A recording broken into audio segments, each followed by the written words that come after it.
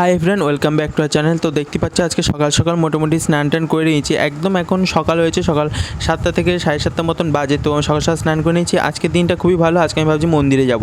তো দেখতে পাচ্ছ বাবা এখানে সকাল সকাল গোপালদের পাশে শুয়ে পড়েছে, শুয়ে শুয়ে কীর্তন শুনছে। তো এখানে গোপালকে খেজুর দেওয়া হয়েছে। দেখতে পিছনে কিন্তু কীর্তন চলছে, আর আমি এদিকে গোপালদেরকে খেজুর খাইয়ে নিচ্ছি, তারপর একটু জল খাইয়ে নিচ্ছি।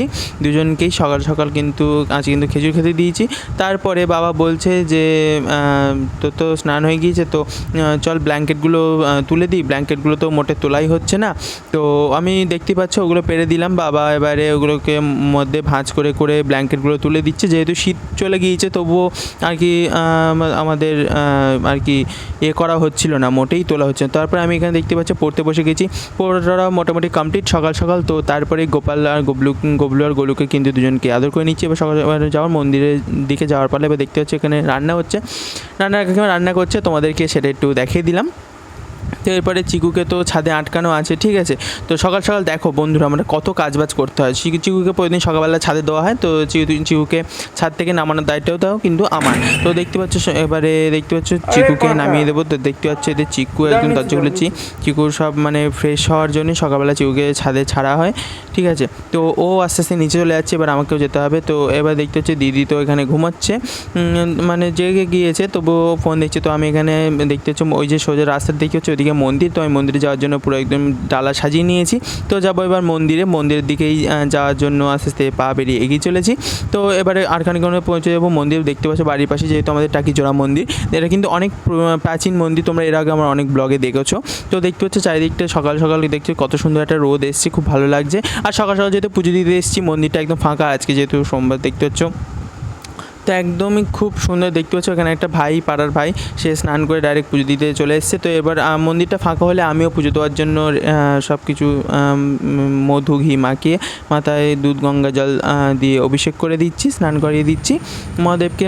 এরপরে আমি একটু প্রণাম করে নেবো। প্রণাম করে নিয়ে মহাদেবকে মনস্কামনা জানিয়ে দেবো। এবার তো দেখতে পাচ্ছ দুজনে এখন রেডি হয়ে, যেহেতু গরমকাল তো যাতে ট্যান না পড়ে। দিদি তো পুরো একদম মুড়ি ঝুড়ি দিয়ে নিয়েছে, দেখতে পাচ্ছ একদম মা বাবাদের মতো সেজে নিয়েছে। এরপর পৌঁছে গেছি বাজারে মাছ কেনার জন্য।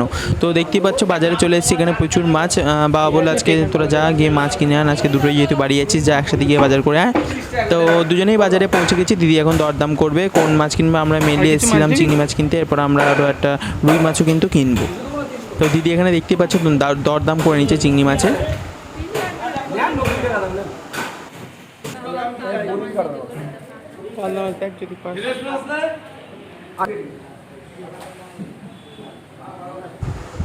তো এখানে দেখতে পাচ্ছ আবার একটা কিন্তু এখানে রুই মাছ নিয়ে নিয়েছি। কাকু বেশ সুন্দর করে কিন্তু কেটে দিচ্ছে।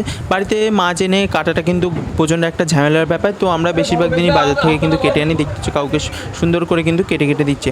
এরপরে আমরা ঠিক করলাম যে একেবারে যখন যাচ্ছি তখন একবার চিকেনও নিয়ে যাই। দেখতে পাচ্ছ তাহলে আজকে চিকেন, চিংড়ি, মাছ কিন্তু সব কিছুই নিয়ে যাচ্ছি। এবার বাড়ি থেকে আসার সময় কুলপি নিয়ে নিচ্ছি, গোপালকেও খাই দিচ্ছি, আর আমরা সবাই খাচ্ছি।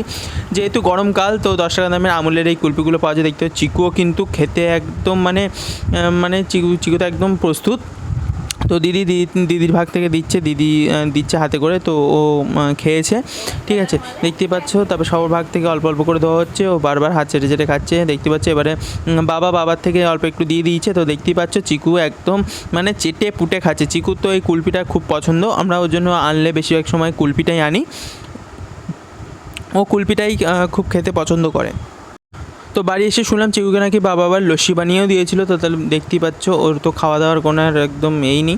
তো যাই হোক দিদি বিকেলবেলা দোকানে পৌঁছে গিয়েছে। দিদি যে সবটার কথা বলে, দেখতেই পাচ্ছ দিদি জামা কাপড়গুলো সুন্দর করে বেশ টানিয়ে দিচ্ছে। এরপর আমি তোমাদেরকে দোকানের ভেতর দিকটা দেখিয়ে দেবো। দেখতেই পাচ্ছ চারিদিকে একদম জামা কাপড় একদম শো করা আছে, প্রচুর জামা কাপড়। তো টাকিতে যারা বাড়ি তারা অবশ্যই কিন্তু এবার দিদি বলেছে লুচি মাখতে। তো রাত্রিবেলা যেহেতু আজকে লুচি আলু তরকারি, তো দেখতেই পাচ্ছ আমি ভুল করে এরকম হাত দিয়ে ঝুরঝুর করে ফেলছে, তো উড়ে যাচ্ছে। তো যাই হোক এবার ময়দা তো মাখতেই হবে। ময়দা মাখা কিন্তু একটা যুদ্ধের বিষয়, তারপর পাখা চালিয়ে গরমকালে, ঠিক আছে। প্রচুর একটা যুদ্ধে বেশে দেখতে পাচ্ছ। আমি তো একটু চাপে আছি যে ঠিকঠাক মাখতে পারবো কি না মাখতে পারবো, মানে ট্রাই করছি। তো দেখতে পাচ্ছ ময়দা তো মাখছি, মোটামুটি ঠিকঠাকই মেখেছি। তো বন্ধুরা তোমরা দেখো তো, দেখে বলো তো যে ময়দাটা ঠিকঠাক মাখা হয়েছে কি না, একটু দেখে বলো তো। আমি তো মোটামুটি ময়দাটা এরকমই মেখেছি। তারপরে রাত্রিবেলা দিদি এসে পরোটা ভাজবে। তো দিদি এসে পরোটা ভাজা হয়ে গিয়েছে, তো এখন গোপালকে খেতে দেবে।